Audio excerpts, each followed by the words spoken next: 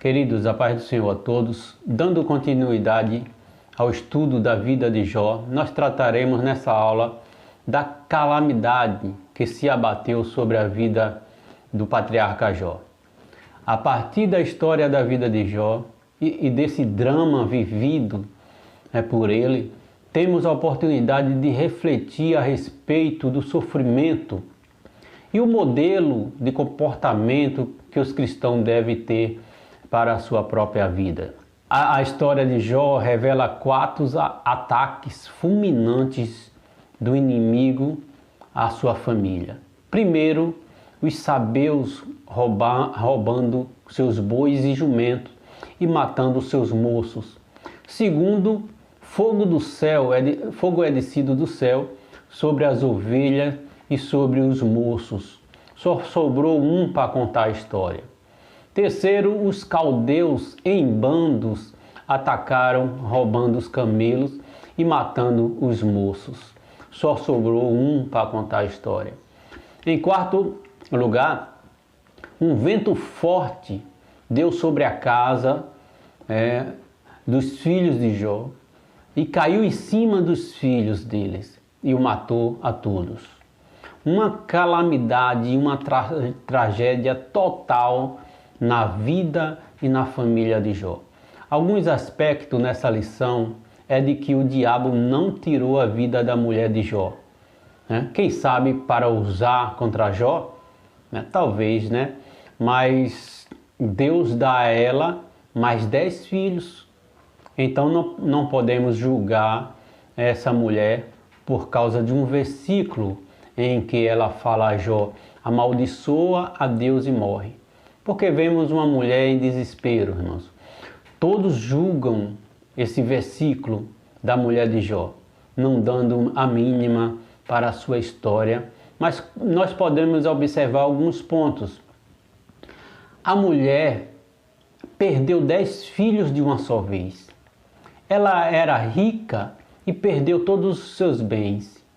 Ela tinha o seu marido inteiro e saudável. Agora ela vê seu marido em chagas e furúnculos, com mau hálito insuportável. É fácil julgar um versículo, onde essa mulher está em pleno desespero pela perda de tudo. Mas nós podemos observar algo interessante. Embora ela tenha perdido tudo, em pleno desespero, mesmo assim ela não abandonou o marido. Depois da repreensão que Jó deu a ela, ela se calou, não se ouve mais a sua voz. Um ponto a destacar é que ela não abandonou Jó, mesmo no momento mais difícil. Foi um momento de fraqueza? Talvez sim, talvez não. Mas você já se imaginou no lugar e na situação desta mulher? Vamos ler o título da lição, o texto áureo e a verdade prática da nossa lição. Título da lição: o drama de Jó. Texto áureo: e disse: nu saí do ventre da minha mãe e nu tornarei para lá. O Senhor o deu e o Senhor o tomou. Bendito seja o nome do Senhor. Jó capítulo 2, versículo 21. Verdade prática: a respeito das grandes provações que se abatem em nossas vidas, à luz do exemplo de Jó, devemos permanecer fiel ao Senhor. Vamos ler agora a leitura bíblica em classe que se encontra no livro de Jó, capítulo 1, versículo do 13 ao 22 e capítulo 2, versículo do 6 ao 8. Sucedeu um dia em que seus filhos e suas filhas comiam e bebiam vinho na casa do irmão primogênito, que veio um mensageiro a Jó e lhe disse: os bois lavravam e as jumentas paciam junto a eles.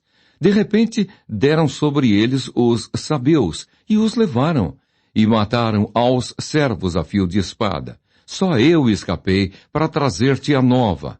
Falava este ainda, quando veio outro e disse: fogo de Deus caiu do céu e queimou as ovelhas e os servos e os consumiu. só eu escapei para trazer-te a nova. Falava este ainda quando veio outro e disse, dividiram-se os caldeus em 3 bandos, deram sobre os camelos, os levaram e mataram aos servos a fio de espada.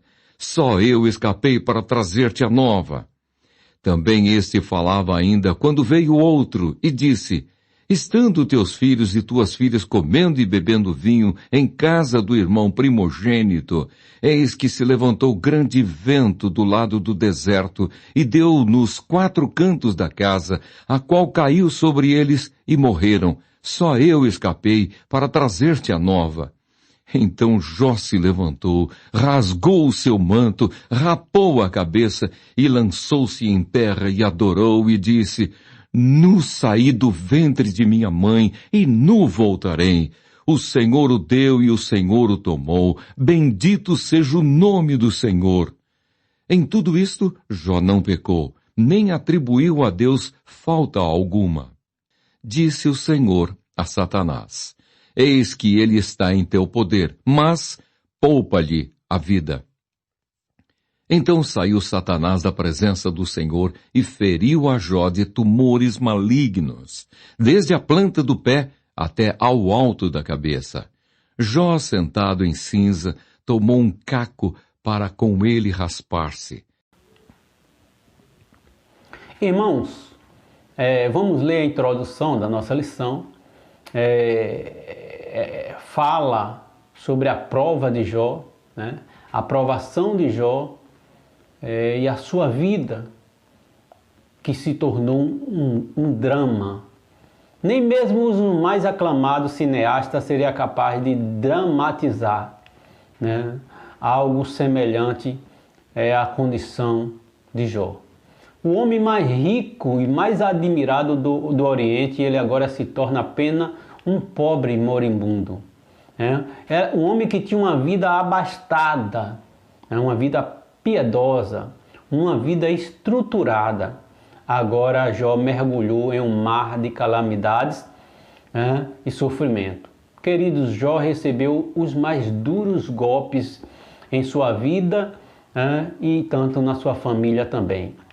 Jó perdeu seus bens, suas posses, seus filhos, sua saúde, perdeu o apoio da esposa. Jó estava no alto, e de repente ele é tombado ao chão, ele é lançado ao chão. Jó foi nocauteado e agora sem força para levantar. Contudo, nesse drama de Jó, Jó nos ensina que por pior que seja a situação, Deus é poderoso para reverter o quadro e trazer à tona o homem, o seu servo, para respirar. Deus mudou o cativeiro de Jó, independente da situação que nós possamos estar passando, Deus está do nosso lado. No silêncio de Deus, Ele nos observa. Como um meio de provação, o professor, ele ensina tudo. Mas na hora da prova, o professor quer ver a resposta do aluno às questões que foi abordada. E nas questões da vida, Jó tirou 10. Por isso Jó foi abençoado. Nós vemos que no ponto 1 da nossa lição, tem como título a tragédia de natureza econômica.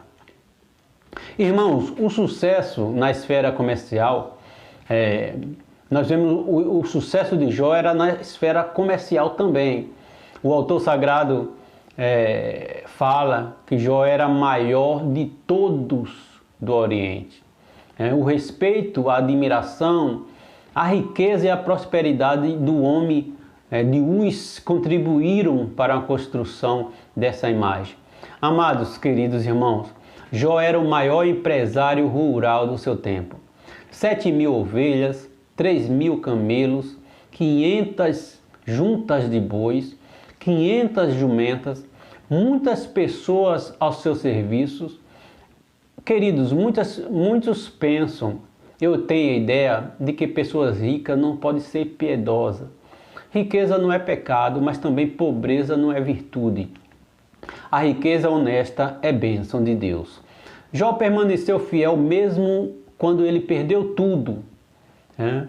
Porque muitas das vezes nós adoramos a Deus, né, pelo fato, né, que Ele é e não pelo aquilo que Ele dá, né? Então que nós possamos aprender com isso.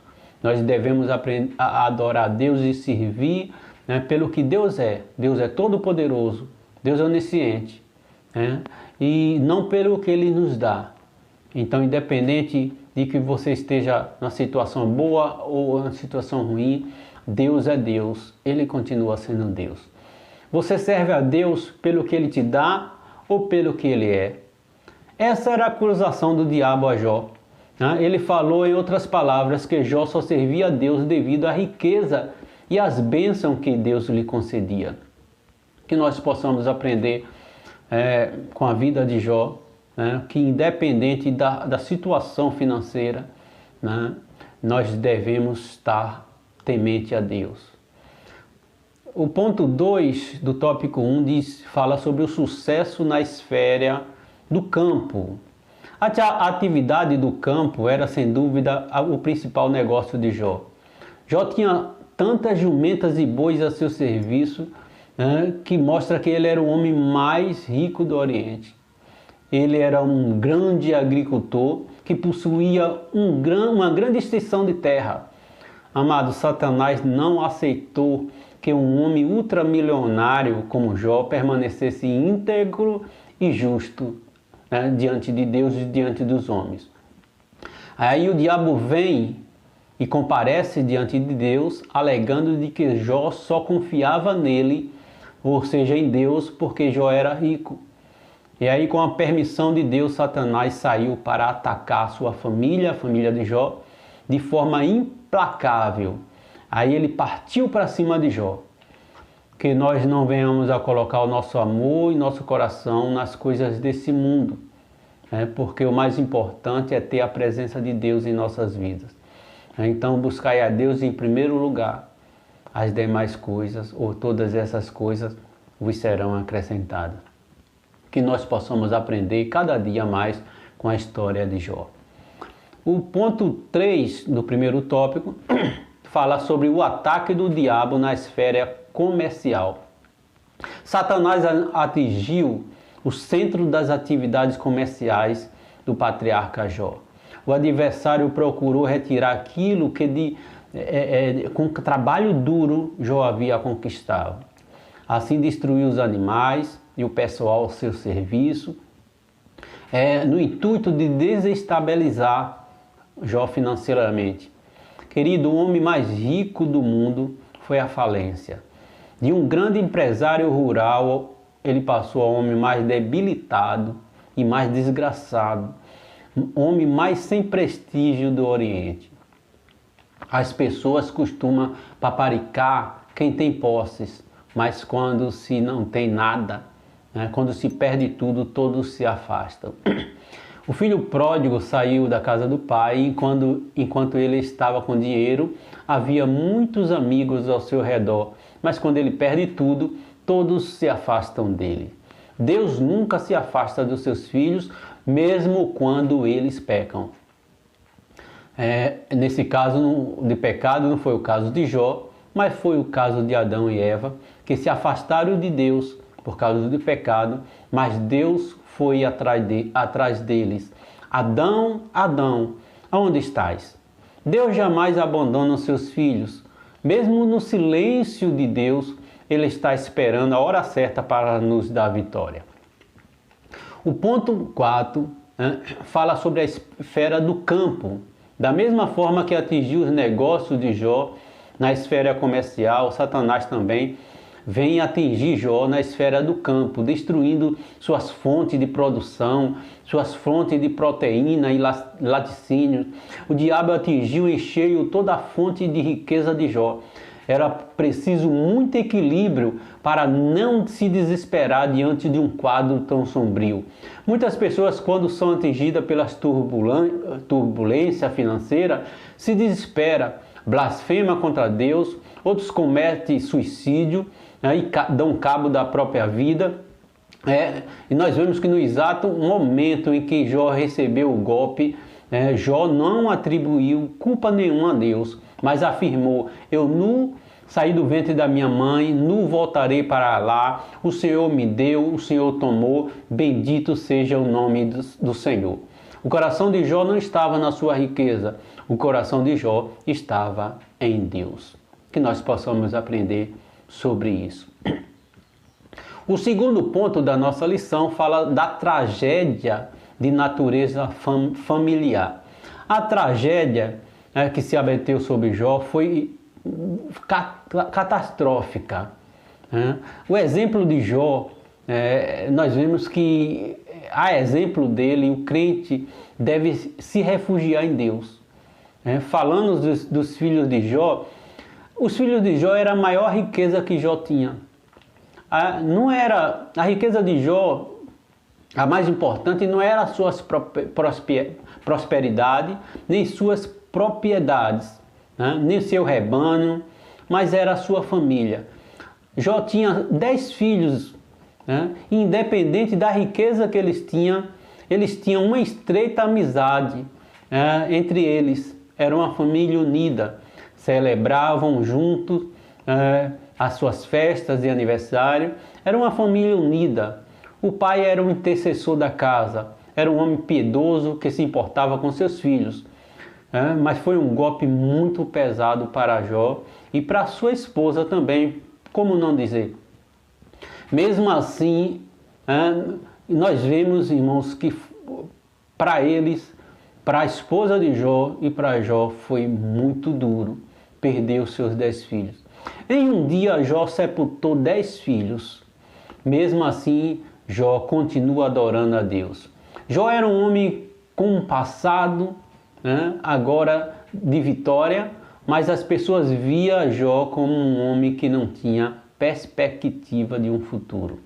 É nesse momento que Deus escreve uma nova história em nossa vida. Mesmo que tudo pareça estar perdido, Deus está no controle de tudo. Não esqueça disso. O ponto 2 do segundo tópico vai falar da esposa de Jó. E é algo muito interessante nós falarmos sobre isso. A frase amaldiçoa a Deus e morre, atribuída à esposa de Jó, é uma das mais chocantes do livro. Talvez por isso seja objeto de várias explicações.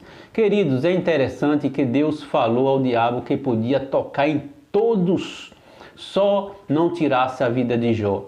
Aí vem a mulher incentivando Jó à morte. Muitos colocam um ponto de interrogação aí. Por que o diabo não tirou a vida da mulher de Jó?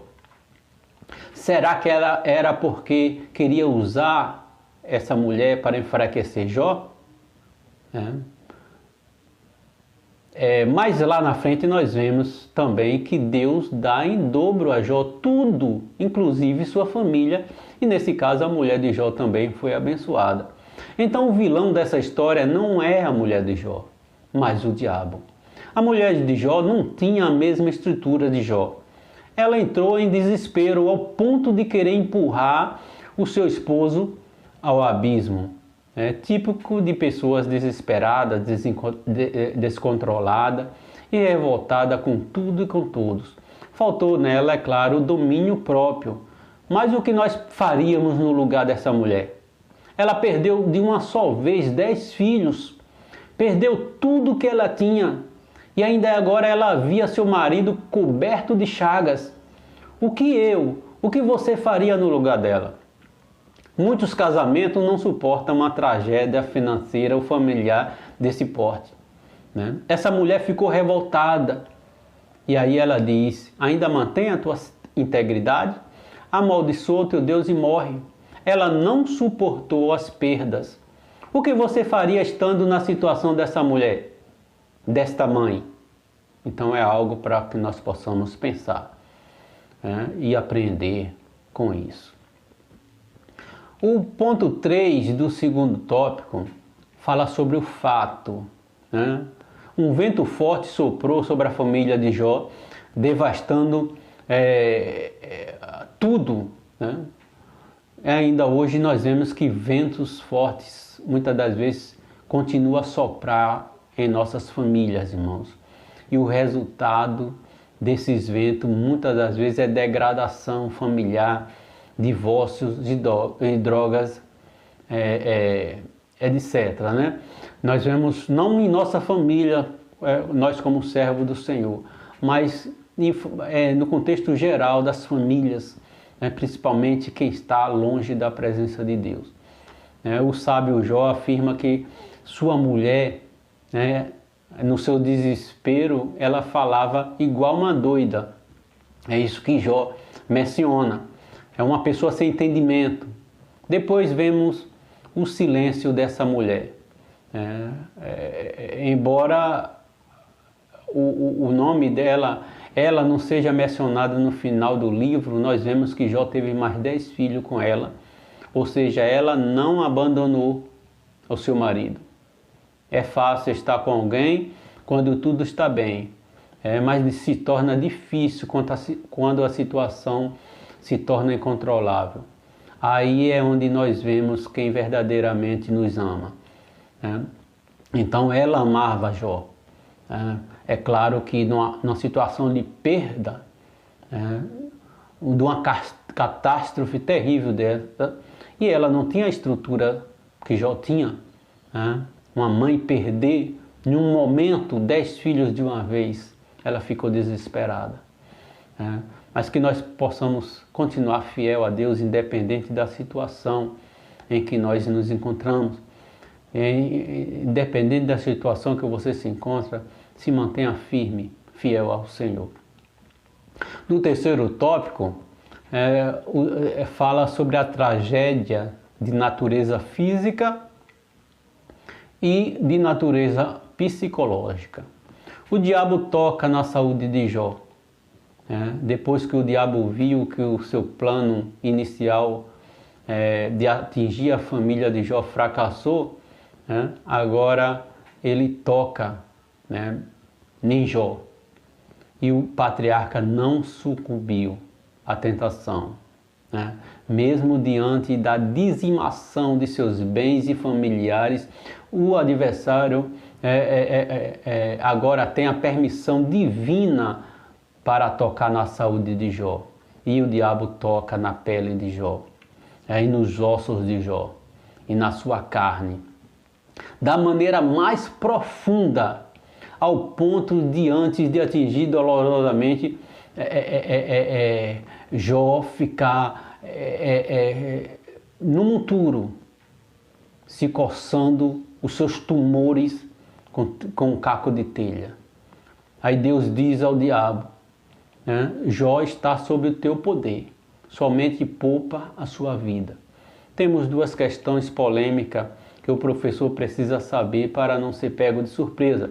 Primeiro, na primeira carta de João, capítulo 5, 18, diz assim: sabemos que aquele que nasceu de Deus não peca, mas o que é gerado de Deus se acautela e o maligno não o toca. Ou seja, aquele que é de Deus, o demônio não toca. Essa promessa, essa palavra de Deus, ao nós falarmos isso, será que nós estamos causando um problema teológico? Temos aí um problema teológico? Isso o professor tem que estar ciente, que pode lançar-se uma pergunta da parte dos seus alunos, e ele precisa estar convicto. Precisamos nos preparar para perguntas desse tipo. Qual seria a sua resposta quanto a esse texto relativo à vida de Jó? Que o diabo não toca. Isso é verdade? O maligno não toca? Irmãos, nós vemos que, na verdade, o caso de Jó foi um caso excepcional. Mas, na verdade, o diabo não toca no servo de Deus, principalmente na sua alma. O diabo tocou no corpo, mas não tocou na alma de Jó. Então não há contradição. A história de Jó é um caso excepcional. Deus pode, em exceção, permitir que Satanás nos tire algo, mesmo nós sendo fiel a Deus. Porém, o Senhor sempre no final da prova nos dará ricas bênçãos e sairemos da prova com um conhecimento bem maior dele.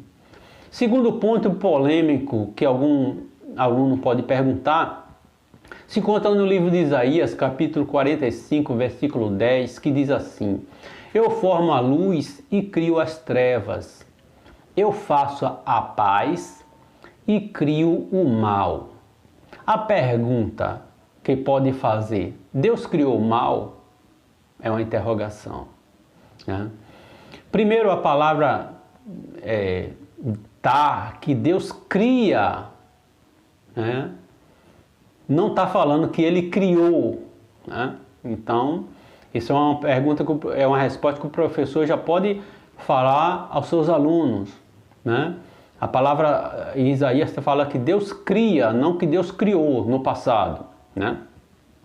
Na análise das frases, a palavra, nós não encontramos Deus afirmando em algum momento que criou o mal, porém afirma cria, é um sentido permanente e contínuo.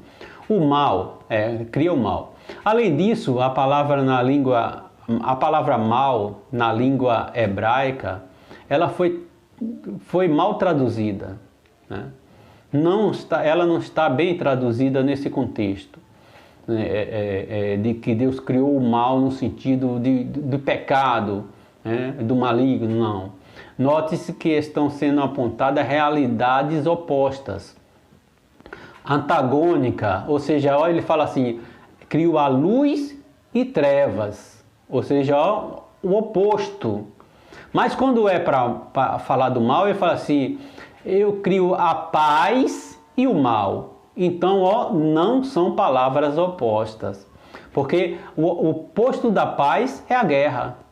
Né? Então, eu crio a paz e o mal. Essa palavra mal no hebraico seria melhor traduzida, e se você for olhar no hebraico, essa palavra é melhor traduzida para um dos seus outros significados, como aflição ou adversidade. Aí sim, teríamos uma tradução correta dentro do sentido da frase. Eu formo a luz e crio as trevas. Faço a paz e crio aflições, né? Ou calamidades. Né? Porque muitas das vezes Deus usa, o povo de Israel mesmo, né? Quando pecava, Deus usava reis, usava outras nações, e lançava calamidades sobre o povo de Israel para que eles pudessem se arrepender. Então esse versículo não tem um sentido de criação do mal no sentido de pecado, mas no sentido de calamidades. Exemplo, como eu acabei de falar, o povo de Israel, quando eles pecavam, vinha sobre eles punições e calamidades. Então é nesse sentido de calamidade. Então eu crio a paz e a calamidade, no sentido hebraico da palavra. O ponto 2 do terceiro tópico vai falar sobre a saúde física. Né? O texto sagrado diz que o diabo feriu a Jó de uma chaga maligna, desde a planta do pé até o alto da cabeça. Jó era um homem cercado de respeito e admiração, agora ele estava coberto de chagas, chicoteado pela dor, seus olhos cheios de lágrimas. Mesmo assim ele se manteve fiel debaixo de uma limitação imposta por Deus. Deus ali limitou a vida de Jó, mas ele permitiu que o diabo tirasse toda a família, tirasse os filhos, tirasse as posses, tocasse em Jó, mas não tirasse a vida de Jó. Então Satanás saiu para cumprir seu intento, porque a missão do diabo é sempre acusar. Depois acabou com a família, no caso dos seus filhos, seus bens, seu status, e agora o diabo parte para cima de Jó, tocando no seu corpo com chagas malignas, tumores e bolha de pus, arrebentando o seu corpo. Muitos blasfemariam, irmãos, contra Deus nesta hora. nessa hora de sofrimento, nessa hora de dor. Outras pessoas se afastariam de Deus, mas Jó se manteve fiel. Que exemplo para nós. Nós possamos aprender com isso. O terceiro ponto do terceiro tópico vai falar sobre a saúde mental, né, de Jó. Não há dúvida que além do sofrimento físico, Jó também experimentou sofrimento psicológico, né? Embora não haja nada no texto que nos permita dizer que ele entrou em depressão, não há como negar que Jó passou por uma grande tensão psicológica. Irmãos, alguns sintomas de depressão nós vemos, principalmente no capítulo 7, versículo 14, que diz que Jó tinha pesadelos.